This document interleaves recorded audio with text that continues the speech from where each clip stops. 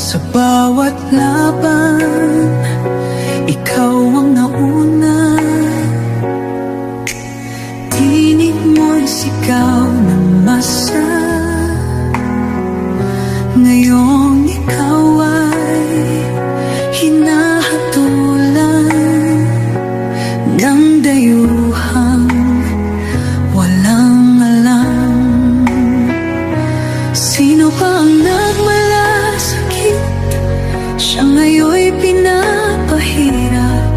Pilipinas ay lumuluha, hustisyang sigaw ng madla.